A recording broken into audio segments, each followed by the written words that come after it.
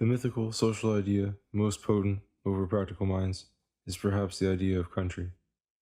When a tribe, enlarged and domiciled, has become a state, each man remains no less dependent than formerly on his nation, although less swayed by its visible presence and example.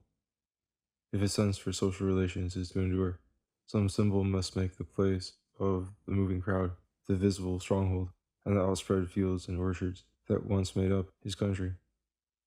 Some intellectual figment must arise to focus political interest, no longer confined to the crops and the priest's medicinal auguries. It is altogether impossible that the individual should have a discursive and adequate knowledge of statecraft and economy. Whatever idea, then, he frames to represent his undistinguished political relations becomes the center of his patriotism. When intelligence is not keen, this idea may remain sensuous. The visible instruments of social life, chieftains, armies, monuments, the dialect and dress of the district, with all customs and pleasures traditionally there. These are what a sensuous man may understand by his country. Bereft of these sensations, he would feel lost and incapable. The habits formed in that environment would be called by any other. This fondness for home, this dread of change and exile, is all the love of country he knows. If by chance, without too much added thought, he could rise to a certain poetic sentiment, he might feel attachment also to the landscape, to the memorable spots and aspects of his native land. These objects, which Frederick calls sacred, might really have a certain sanctity for him. A wave of pious emotion might run over him at the sight of them. A pang when in absence they were recalled. These very things, however, like the man who prizes them, are dependent on a much larger system. And if patriotism is to embrace ideally what really produces human well-being, it should extend over a wider field and to less picturable objects. To define one's country, it is not so simple a matter as it may seem. France, for instance, is an uncommonly distinct and self-conscious nation, with a long historic identity and a compact territory. Yet, what is the France a Frenchman is to think of and love? Paris itself has various quarters and moral climates, one of which may well be loved, while another is detested. The provinces have customs, temperaments, political ideals, and even languages of their own. Is Alsace-Lorraine beyond the pale of French patriotism? And if not, why utterly exclude French-speaking Switzerland, the Channel Islands, Belgium, or Quebec? Or is a Frenchman rather to love the colonies by way of compensation? Is an Algerian Moor or a native to Tonquin his true fellow citizen? Is Tahiti a part of his country? The truth is, if we look at the heart of the matter, a Protestant born in Paris is less a Frenchman than is a Catholic born in Geneva. If we pass from geography to institutions, the same vagueness exists. France to one man represents the revolution, to another the empire, to a third the church, the vestiges of the ancien regime. Furthermore, how far into the past is patriotism to look? Is Charlemagne one of the glories of French history? Is it Julius Caesar, or Vercingetorix, that is to warm the patriotic heart? Want of reflection and a blind subservience to the colors of the map has led some historians to call Roman victories defeats suffered by their country, even when that country is essentially so Roman, for instance, as Spain. With as good reason might a Sicilian or a Florentine chafe under the Latin conquest, or an American blush at the invasion of his country by the Pilgrim Fathers. Indeed, even geographically, the limits in the very heart of a man's country are often ambiguous. Was Alexander's country Macedon or Greece? Was General Lee's the United States or Virginia? The ancients defined their country from within outward. Its heart was the city, and its limits those of that city's dominion or affinities. Moderns generally define their country rather stupidly by its administrative frontiers, and yet an Austrian may have some difficulty in applying even this conventional criterion.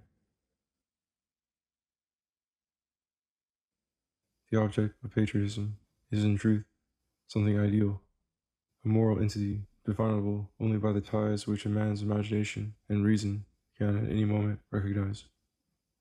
If he has insight and depth of feeling, he will perceive that what deserves his loyalty is the entire civilization to which he owes his spiritual life, and into which that life will presently flow back with whatever new elements he may have added. Patriotism accordingly has two aspects. It is partly sentiment, by which it looks back upon the sources of culture, and partly policy, or allegiance to those ideals which, being suggested by what has already been attained, animate the better organs of society and demand further embodiment. To love one's country, unless that love is quite blind and lazy, must involve a distinction between the country's actual condition and its inherent ideal. And this distinction, in turn, involves a demand for changes and for effort. Party allegiance is a true form of patriotism, for a party, at least in its intent, is an association of persons advocating the same policy. Every thoughtful man must advocate some policy, and unless he has the misfortune to stand quite alone in his conception of public welfare, he will seek to carry out that policy by the aid of such other persons as advocate it also.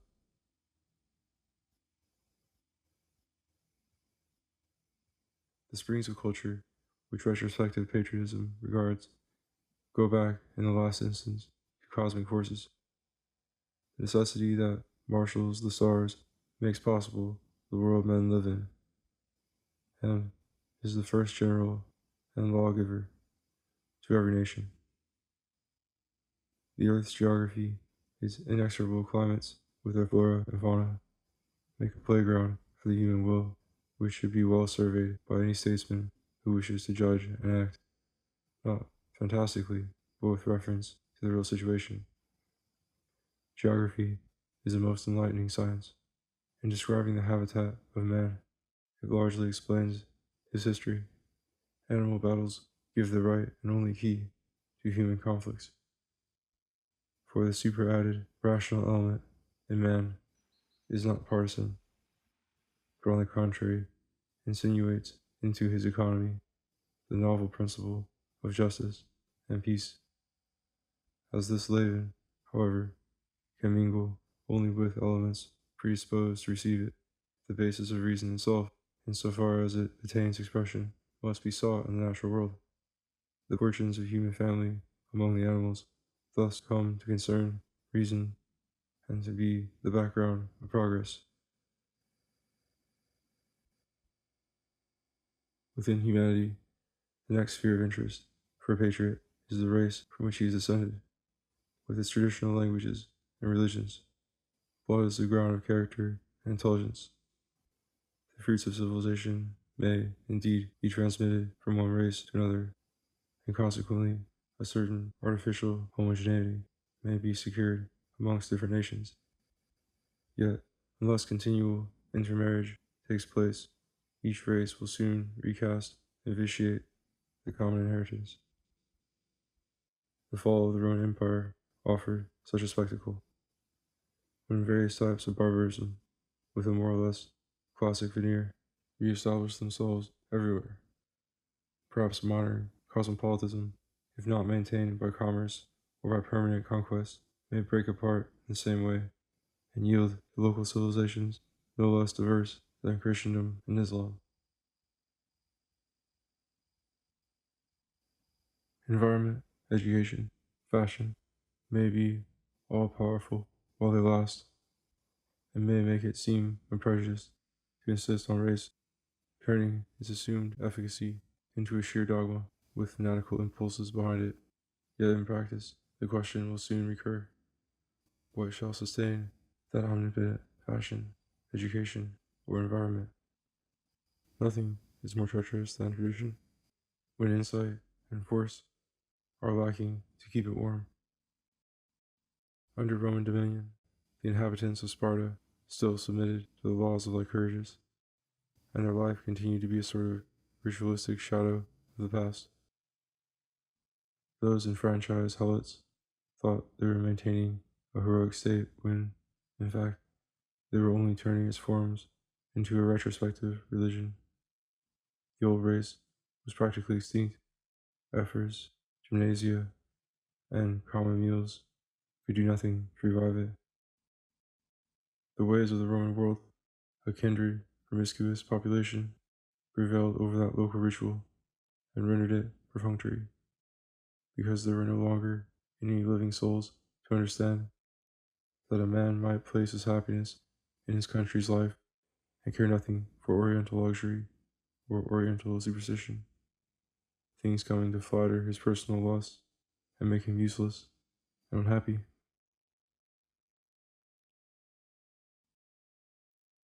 Institutions without men are as futile as men without institutions. Before race can be a rational object for patriotism, there must exist a traditional genius handed down by inheritance or else by adoption, when the persons adopted can really appreciate the mysteries they are initiated into.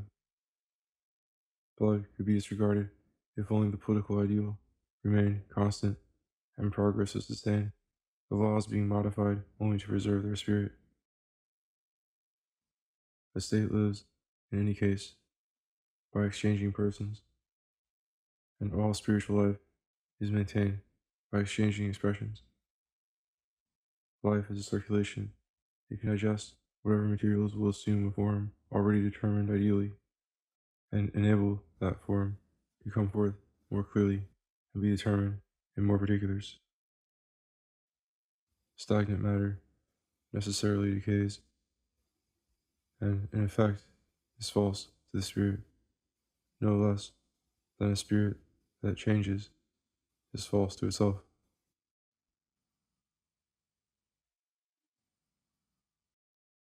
The spirit of a race is a mythical entity expressing the individual soul in its most constant and profound instincts, and expanding it in the direction in which correct representation is most easily possible, in the direction of ancestors, kinsmen, and descendants.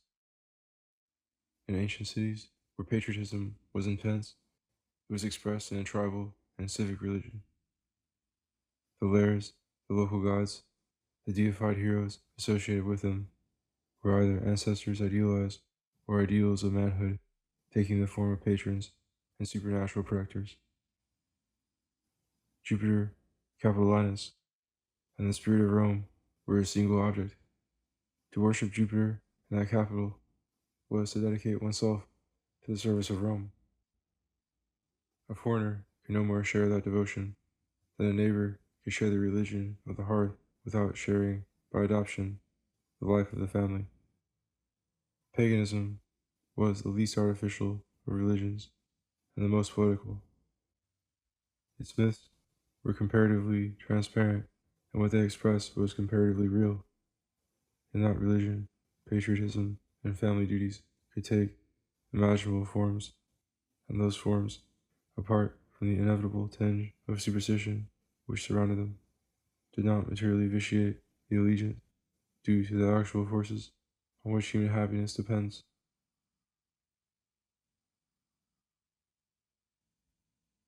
What has driven patriotism has commonly felt and conceived so far from rational courses, and has attached it to vapid objects, has been the initial illegitimacy of all governments. Under such circumstances, patriotism is merely a passion for ascendancy. Properly, it animates the army, the government, the aristocracy. From those circles, it can percolate, not perhaps without the help of some sophistry and intimidation into the mass of the people, who are told that their government's fortunes are their own. Now the rabble has a great propensity to take sides, promptly and passionately, in any spectacular contest. The least feeling of affinity, the slightest emotional consonance, will turn the balance and divert in one direction sympathetic forces which, for every practical purpose, might just as well have rushed the other way. Most governments are in truth private societies pitted against one another in the international arena, and giving meantime at home exhibitions of eloquence, and more rarely of enterprise. But the people's passions are easily enlisted in such a game, of course on the side of their own government, just as each college or region backs its own athletes, even to the extent of paying their bills. Nations give the same kind of support to their fighting governments, and the sporting passions and illusions concerned are what, in the national game, is called patriotism.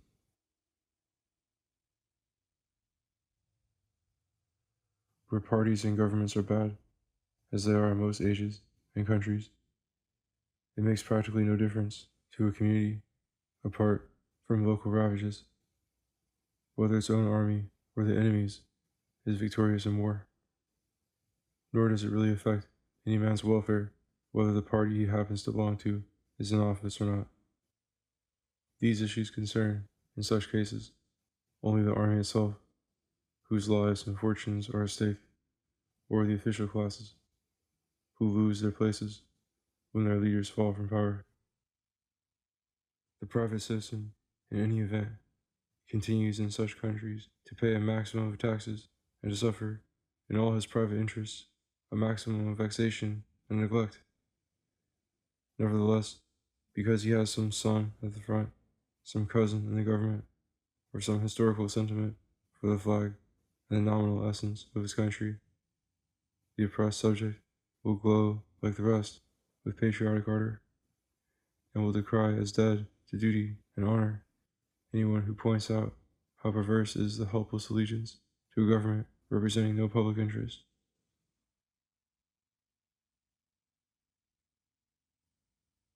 In proportion as governments become good or begin to operate for the general welfare, patriotism itself becomes representative, an expression of reason. But just in the same measure does hostility to that government on the part of foreigners become groundless and perverse. A competitive patriotism involves ill will toward all other states and a secret and constant desire to see them thrashed and subordinated. But a good government is an international benefit, and the prosperity and true greatness of any country is a boon sooner or later to the whole world. It may eclipse alien governments and draw away local populations or industries, but it necessarily benefits alien individuals insofar as it is allowed to affect them at all.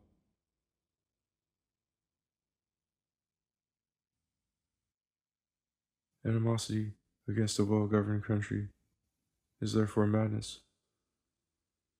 A rational patriotism would rather take the form of imitating and supporting that so-called foreign country, and even, if practicable, of fusing with it. The invidious and aggressive form of patriotism, though inspired generally only by local conceit, would nevertheless be really justified if such conceit happened to be well grounded. A dream of universal predominance, visiting a truly virtuous and intelligent people, would be an aspiration toward universal beneficence. For every man who is governed at all must be governed by others. The point is that the others, in ruling him, shall help him to be himself and give scope to his congenial activities.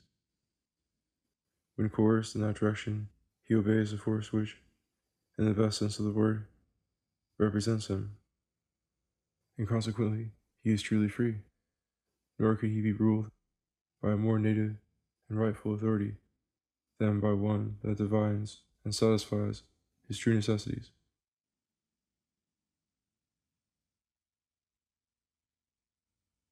A man's nature is not, however, a quantity or quality fixed unalterably and a priori.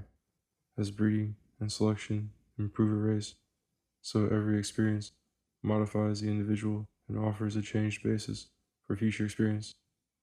The language, religion, education, and prejudices acquired in youth bias character and predetermine the directions in which development may go on.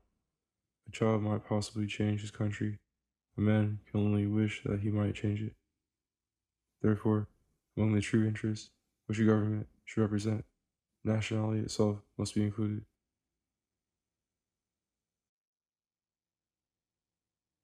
Mechanical forces, we must not worry of repeating, do not come merely to vitiate the ideal, they come to create it. The historical background of life is a part of its substance, and the ideal can never grow independently of its spreading roots. A sanctity hangs about the sources of our being, whether physical, social, or imaginative. The ancients who kissed the earth on returning to the native country expressed nobly and passionately what every man feels for those regions and those traditions, whence the sap of his own life has been sucked in. There is a profound friendliness in whatever revives primordial habits, however they may have been overlaid with later sophistications. For this reason, the homelier words of mother tongue, the more familiar assurances of an ancestral religion, and the very savor of childhood's dishes remain always a potent means to awaken emotion. Such ingrained influences, in their vague totality, make a man's true nationality. A government, in order to represent the general interests of its subjects, must move in sympathy with their habits and memories. It must respect their idiosyncrasy for the same reason that it protects their lives. If parting from a single object of love be, as it is, true dying, how much more would a shifting of all the affections be death to the soul? Tenderness to such creative influences is a mark of profundity. It has the same relation to political life that transcendentalism has to science and morals. It shrinks back into radical facts, into centers of vital radiation, and quickens the sense for inner origins. Nationality is a true force and a constituent in character which should be reckoned with, and by no means be allowed to miss those fruits which it alone might bear. But, like the things it venerates, it is only a starting point for liberal life. Just as to be always talking about transcendental points of reference, primordial reality, and the self, to which everything appears, though at first it might pass for spiritual insight, it is in the end nothing but pedantry and impotence. So to be always harping on nationality is to convert what should be a recognition of natural conditions into ridiculous pride in one's own oddities.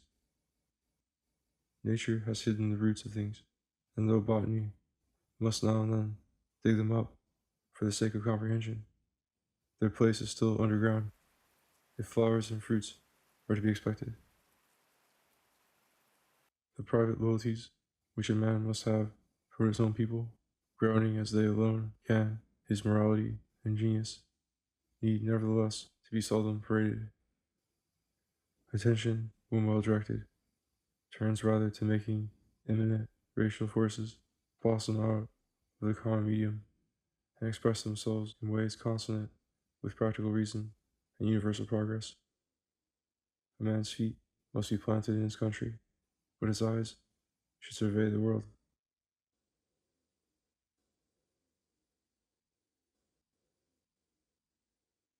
What a statesman might well aim at would be to give the special sentiments and gifts of his countrymen such a turn that, while continuing all vital traditions, they might find less and less of what is human, alien to their genius. Differences in nationality, founded on race and habitat, must always subsist, but what has been superadded artificially by ignorance and bigotry may be gradually abolished in view of universal relations better understood. There is a certain plane on which all races, if they reach it at all, must live in common, the plane of morals and science, which is not to say that even in those activities the mind betrays no racial accent.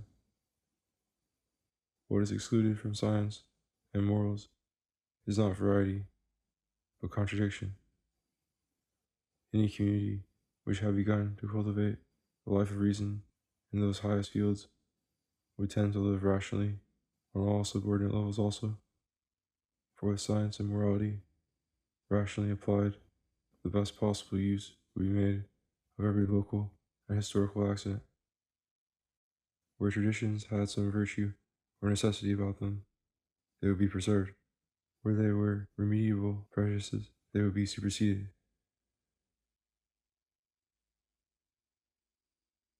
The essence of patriotism may be annulled by a kind of sympathy which is merely vicarious or epidemic selfishness. Patriotism consists rather in being sensitive to a set of interests which no one could have had if he had lived in isolation, but which accrue to men conscious of living in society, and in a society having the scope and history of a nation. It was the vice of liberalism to believe that common interests covered nothing but the sum of those objects which each individual might pursue alone, whereby science, religion, art, language, and nationality itself would cease to be matters of public concern and would appeal to the individual merely as instruments. The welfare of a flock of sheep is secured if each is well fed and watered, but the welfare of a human society involves the partial withdrawal of every member from such pursuits to attend, instead, to memory and to ideal possessions. These involve a certain conscious continuity and organization in the state, not necessary for animal existence. It is not for man's interest to live unless he can live in the spirit, because his spiritual capacity, when unused, will lacerate and derange even his physical life. The brutal individualist falls into the same error into which despots fall when they declare war of personal pique or tax the people to build themselves a pyramid, not discerning their country's interests, which they might have appropriated from interests of their own, which no one else can share.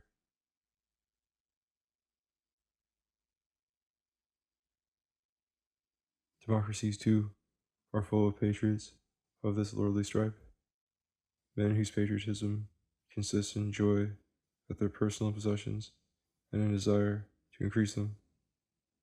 The resultant of general selfishness might conceivably be a general order, but though intelligent selfishness, if universal, might suffice for good government, it could not suffice for nationality.